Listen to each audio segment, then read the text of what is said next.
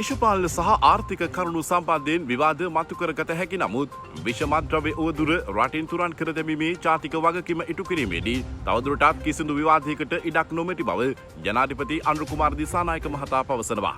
විෂමද්‍රව්‍ය උවදුර මුළුණු පුටා දැමීමේ කඩිනම් වැඩපිළිවෙලක් වෙනුවෙන් රටම එකට එක් විය යුතු බවද ජනාධිපතිවරයා අවධාරණය කළා.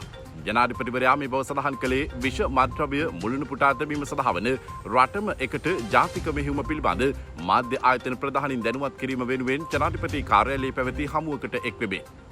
විෂ මද්‍රව්‍ය ජාවාරම සහ ඒ හා බැඳුණු අපරාධ කල්ලිවල මූල්‍ය බලය විසින් ආර්ථිකය සමාජ දේහය රාජ්‍ය යාන්ත්‍රණය සහ නීතිය විධානයේ ආධිපත්‍යය පවා බිඳවට්ටමින් රටත් සමාජයත් විනාශ කරමින් තිබෙන බව ජනාධිපතිවරයා සඳහන් කළා. මෙම උවදුරට තවදුරටත් ඉඩ නොතැබීමට වත්මන් රාජ්‍ය තීරණය කර තිබෙන බව පැවසූ ජනාධිපතිවරයා එවෙනුවෙන් සියලු දෙනාගේ දායකත්වය අපේක්ෂා කරන බවද සඳහන් කළා. එමෙන්ම පසුගිය සමයේ දේශපාලන රශ්මි කදම්බය තුළ නිදැල්ලේ වර්ධනය වූ අපරාධ අද රටත් සමාජයත් දැඩිව වෙලාගෙන තිබෙන අන්දම සහ ඊට පොලිසිය රේගුව මොටරත දෙපාර්තමේන්තුව ආගමන විගමන දෙපාර්තමේන්තුව ඇතුළු රජයේ වගකීතු ආයතනවලින් ලැබී ඇති සහාය පිළිබඳවද ජනාධිපතිවරයා මෙහිදී සිහිපත් කළා.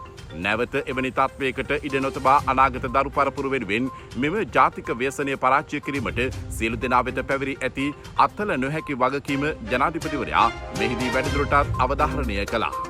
ලංකා යූනිවුස් සබ්ස්ක්‍රයිබ් කරන්න අප සමග රැඳෙන්න.